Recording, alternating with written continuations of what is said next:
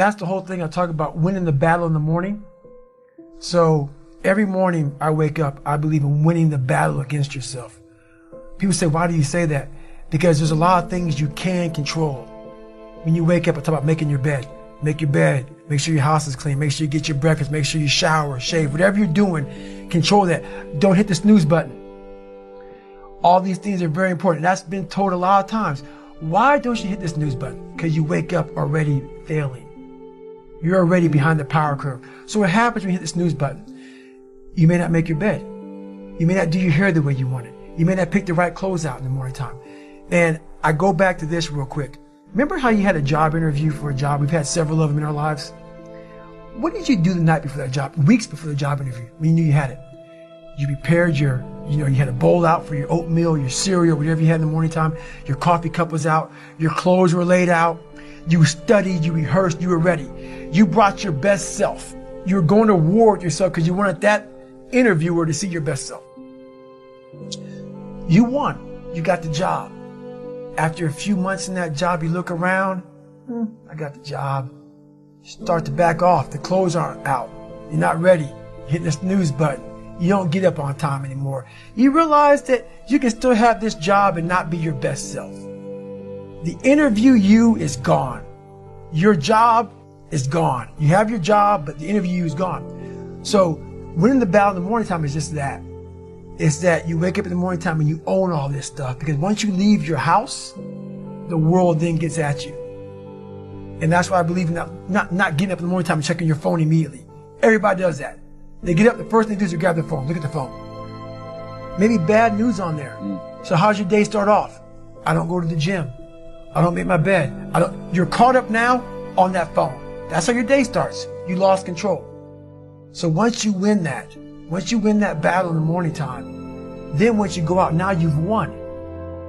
You go outside your house, you may lose your job, you may have a bad hit, but you won something. So you're going into battle having already won something. Having already won. So then if you hit the snooze button, you go out, you're just defeated already. You're behind the power curve. Now you've won something. You feel better about yourself. So now you're able to take these hits along the way. So that's the mindset that I think it's important to bring with you every day you go, everywhere you go in life. Win what you can. For me, my routine is every night I stretch out. And I stretch out for 2 or 3 hours every single night without fail. And while I'm stretching out, I'm thinking about my plan for the next day. And I'm thinking about all these different obstacles that may come up. So basically, a lot of us aren't prepared for life. We get up willy-nilly and just hope life is going to happen. It is going to happen. But it's going to happen with a prepared mind or an unprepared mind. Most people attack life with an unprepared mind. What I do is I try to account for all things that could happen, might happen, probably will happen, and then the unknowns. So basically, I can't account for everything, but I do know there could be some things that come up in life that you need to be ready for. I know for a fact I'm not going to want to work out tomorrow. Therefore, I'm preparing my mind for that. I don't want to do that. I know tomorrow will come with some difficult decisions to make. It may come with getting a phone call saying someone died. This happened, that happened. I'm always preparing myself, not in a morbid way, but just like, look, man, be ready for life. Don't let life just start attacking you left and right. Make sure that you start to build a mental armor so then you're ready for life. And that comes with a very physical way, and the physical helps out the mental. Well, the thing about it, it's funny, man, all these catchphrases people always say, failure is a part of life and failure is how you grow. I've said all that stuff before, but it really is a bunch of shit. I'm so tired of hearing all these fucking cliche, fucking goal setting, fucking posters and all that shit. Half the people who write that shit aren't even doing the shit they're talking about. Half the people talk about failure, they're fucking millionaires sitting back in some nice house or whatever the fuck they're talking about. So it makes me fucking nuts. The reason why I believe I can talk on failure is because I'm still failing today, and I'm failing in a major way, and I'm living when I'm talking. So many people who talk about all this shit, they're has-beens. They're people who used to do it back in the day, now I talk about it. Are you living it today? So for me, failure is something that you should be afraid of. It should be afraid of, but that's why you should go out there and challenge yourself to fail. Because if you're not failing at something, that means you've set your goals to pass, to succeed at everything you do, which means you're not setting your goals high enough. So for me, okay, I'm gonna go out and break the Guinness Book of World Record for pull-ups. Lofty goal, which is why I failed it twice before I finally got it. I knew going into everything I've ever done in my life, Navy SEAL training, 3 times before I got it. Everything I've ever done in my life took me 3 times before I got it. I knew that there was a huge possibility of failure. But what I gained from failure is this. When you see a movie, and you watch a movie about a person who keeps failing, and at the end, they succeed. How do you feel after you watch that movie? I was able to put myself there and say, God, man, how much do you feel after that you finally got there? That's what failure has done to me. I've watched so many things and watched someone succeed at the end of it. It's like, God, I want to feel like that. But failure causes that one feeling. Without that failure involved, you don't have that feeling. If you just pass and you succeed and you're great, that feeling, yeah, okay, I'm good. What takes you years, months, years to accomplish because you just can't get over the hump, but you continue going back to the drawing board. You're looking for those few seconds after you finally figure out the equation, whatever the equation may be, to get you to finally pass, to succeed. I live for that feeling, but I can't get that feeling without going through, fuck, I failed this equation. I failed this one. I failed this one. I failed this one. Oh, I'm figuring it out. So you start to feel it before you even pass, before you even get to the success part. And then once you succeed, the feeling's unbelievable. And you take that feeling of success through failure and you put it in your cookie jar.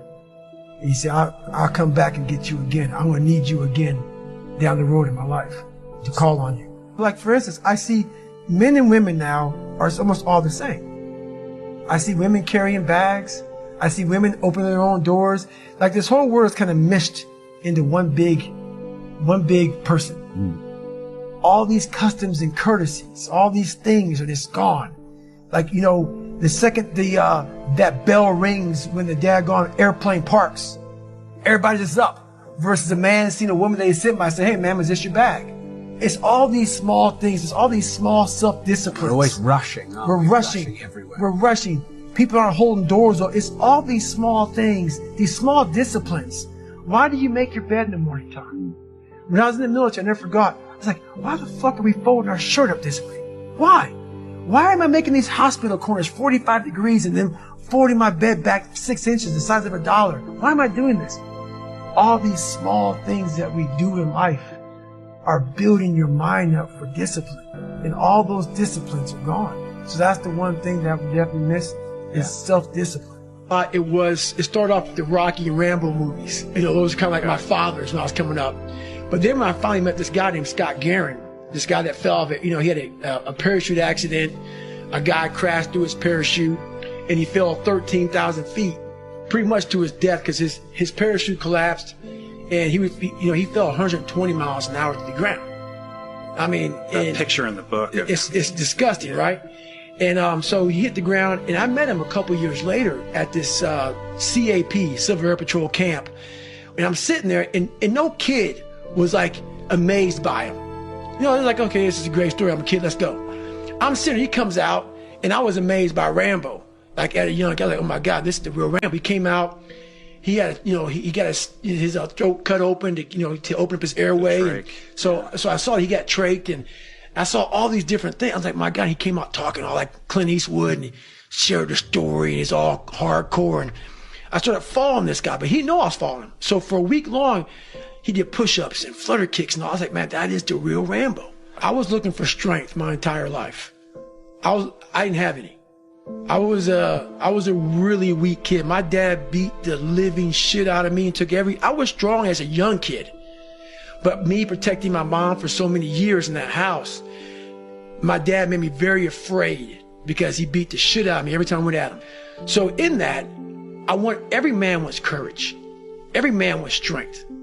At least this one does. So I found it in every way possible. And when I see a strong guy, I was like, okay, maybe he could teach me. So he didn't know anything about me. So time went on. I left school, you know, and then this guy was in my mind. We had zero money, man. Like at one time we lived in a $7 a month place, government subsidized apartments. Now we live in like a $200 place at this time. I searched, I went on a $500 phone bill. And back then, dude, and having no money, my mom wanted to kill me. I was in search of Scott Guerin. Yeah, no Google, no internet. Google, no nothing. You're just randomly calling up bases? Air Force bases, man. Calling up Air Force bases, man. Hey, do you know what Scott Guerin? What do you mean? I'm like, who's Scott Guerin? I'm like, he's a pararescueman. A what? Because, you know, a pararescuman, you know, there's not a lot of them. So I started getting, okay, there's a PJ base here, a pararescue base here. So I started tracking down pararescue bases. Finally, Key West, Florida. He's a scuba instructor down there in Key West, Florida. I leave a message. He calls back, gets a hold of my mom. I'm like, I cannot believe this guy called me back. My first question to him was, hey man, can I come stay with you for a week? He's like, who the fuck are you, man? He didn't know who the fuck I was. The guy let me come stay with him for a week. I think he said about 4 words to me in the entire week. We PT'd together, and I didn't need to hear a word from him. He didn't talk a lot.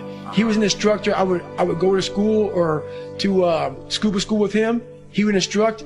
I sit on the couch for 10 hours. Sit in the lounge on the fucking couch for 10 hours. He come back, pick me up. We go for a run. He go home. We ate fish every fucking day because we had to go out in the ocean, you know, like I would go lobster hunting. I hate the fucking water. I was scared to death, but this guy went in, so I'm going in. And I left there with just one big thing. That's what I want to be. If I was born with a silver spoon and everything was given to me and life came easy, but knowing where I came from and where I'm at now, just because I was able to crack open a few more doors, that's what's disappointing for me, for other people. You know, so it's not that I want to live there. I know I can go there. And once again, I know other people can go there. So I guess that's the thing with me is I know I have the ability now to go to a place that's very, very hyper-focused, that I can accomplish some pretty amazing feats. Not because I'm amazing, because I allowed my mind to be open-minded for the possibilities of what can I achieve. Most of us fail in life because we're afraid of what everyone around you is thinking. That's 100% truth. So we live by the narrative of other people. When I first called a recruiter to be a Navy SEAL and I was 297 pounds, the first recruiter looked at me and said, you're not going to be able to make this, man. So what he was doing was he was projecting his energy on me. He knew he couldn't be a fucking Navy SEAL. So God helped this black guy, because I was only the 36th African American to make it through in over 70 years. How's this black fat guy going to make it through in my ass? He wouldn't even want to try. So he's projecting it. So a lot of us who are negative people, all we do is project how we feel on other people. So what happens is that there's a lot of negative people walking around the planet Earth who are afraid to try. Because a lot of people are very negative in this world. So we are afraid to fail. Why? I told you, man. Shouldn't even try it, dude. Just chill out, relax. Why are you so crazy? Why are you so obsessed? So all that stuff drives the quitting mind, I call it. The mind wants to quit. The mind's tired. The mind's tired. The mind's deserving. The mind thinks it's very deserving. So yeah, the biggest problem in this world is other people, not yourself. It's other people in your head. They are puppet mastering you pretty much on your life. Because I realized once I was talking to myself the right way and all this shit wasn't in my mind, wow, I went from this piece of shit kid who thought he was dumb, not successful, insecure, who stuttered when I first saw somebody, to a person who can now do all these things just because I now control my own mind. When you get to the point where you really fucking don't care, you're dangerous. You become very, very dangerous. I'm not saying don't care like, I don't care if I do that. No, when you don't care about other people and how they view you, about how you walk, how you talk, how you dress, where you want to go with your life. You know, growing up, I didn't want to tell anybody I wanted to be in the military. Because why? Some of my black friends, I was afraid of what they think. I was afraid of what other people thought about me. So now, when I go in the military, I didn't know you want to fucking join the military. Yeah, I didn't tell you because I was afraid of what you thought. Once again, man, you're allowing other people to shackle your mind. It's the worst thing in the world. Do you think you could go the other way and maybe become a bit cold if you don't care what anyone thinks? Your fiance, your kids, they're not the people around. Do you not care what they think? See, that's the thing about it. You have to have an understanding of what not caring means. If your fiance and your kids don't believe in you, you can't care what they think. That means you chose the wrong support staff. There has to be, so that's why a lot of people don't understand one another. Your support staff has to be like, if I want to go out and do whatever it is, my support staff is, my fiance. If she's like, you know what, I don't think that you should be doing that, I have to take it, why? So I can be open-minded. So why are you saying this? But if she's saying it because of her, that's not the right thing. Because I need backing to do what I'm going to do. Open-mindedness. I need support. So you got to be very clear thinking about all that stuff. My circle's very small. I make sure I didn't handpick these people. Because I'm like, so you don't want people in your corner that are like, oh, let me pat you in the back for whatever the fuck you do. I don't want people patting me on the fucking back because I fucking woke up in the morning. No. So you don't want that. You want people who are honest with you, who are going to tell you what the fuck is honest. Honest and truthful people. So someone who's honest and truthful, who has lived and is accountable for their own personal life, that's who you want in your corner to say, hey man, you know what? You're pretty fucking dumb for doing this, dude. Like, this is not smart. Or you're being a turd today. You're not getting after it. That's who you want in your corner. So you don't want a lot of people, hand-pick people to be in their corner who kiss their fucking ass. You don't want that. So you're very selective of who those people are. I'm selective. Yeah, but you'll listen to those people. You have to. Yeah. You have to. So one of my best qualities is I'm open-minded to the right people.